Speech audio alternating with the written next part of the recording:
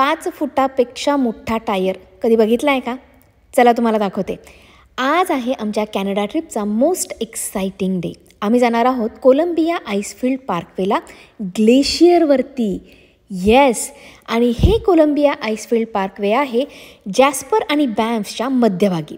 जर तुम्ही बॅम्फपासून निघालात तर 2 तासावरती आहे, किंवा जॅस्परपासून जर इथे आलात तर 1.5 तासामध्ये तुम्ही पोहोचता. इथे आल्यानंतर तुम्हाला 3 वेगवेगळे ग्लेशियर्स बघायला मिळतील अगदी पार्किंग लॉटमधूनच. पण त्यापैकी एकाच ग्लेशियरवर तुम्हाला जाता येतं. त्यांचे वेगवेगळे टूर आहेत. या ठिकाणचं एंट्री तिकीट आहे $100 ते $150. आता तुम्ही कधी कुठे केव्हा बुक करत आहात त्यावरती पैसे कमी जास्त होऊ शकतात. तर एंट्री केल्यानंतर पहिले तुम्हाला चेक इन करायचं आहे. जो काही तुमचा टाईम स्लॉट दिलेला असतो त्यावेळेस पहिले तुम्ही बसमध्ये बसता. ती बस तुम्हाला ग्लेशियरच्या थोडंसं जवळ घेऊन जाते. पण ग्लेशियरवर जाण्यासाठी तुम्हाला एका वेगळ्याच ट्रकमध्ये बसावं लागतं. हा ट्रक जो आहे ना, तो जो मी पहिले दाखवला होता ना, सिमिलरच आहे. फक्त पहिलावाला जो ट्रक आहे ना, तो प्रायव्हेट टूरसाठीचा आहे, आणि हा जो आहे हा ग्रुप टूरसाठीचा आहे. सो हा पण ट्रक थोडा ॲक्च्युली वेगळाच आहे. खूप उंच आहे, याचे पण टायर खूप मोठे आहेत. तुम्ही या ट्रकमध्ये बसता आणि हा ट्रक तुम्हाला घेऊन जातो तिथल्या ग्लेशियरवरती. या राईडसाठी मी खूप जास्त एक्सायटेड होते, पण it was a regular ride, nothing much different. आणि इथे फक्त एकच आहे की एक खूप असा स्टीप रोड येतो आणि हा मोठा ट्रक त्याच्यावरून जातो. पूर्ण असा टिल्टेड असतो, पण खूपच स्लो जातो.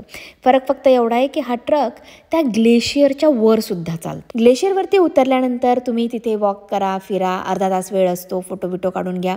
आम्ही गेलो होतो त्यावेळेस तर तिथे भरपूर गर्दी होती, आणि तेवढ्या त्यांच्या ठरलेल्या भागामध्येच तुम्ही चालू शकता, फिरू शकता, फोटो काढू शकता.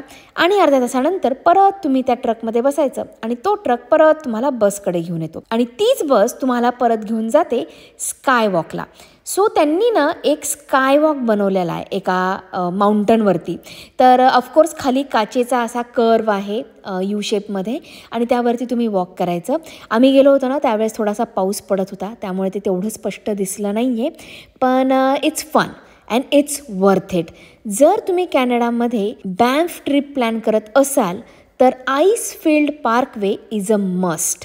जर तुम्ही कधी ग्लेशियरवर गेला नसाल तर हा एक्सपिरियन्स तुम्ही नक्कीच घ्यायला हवा.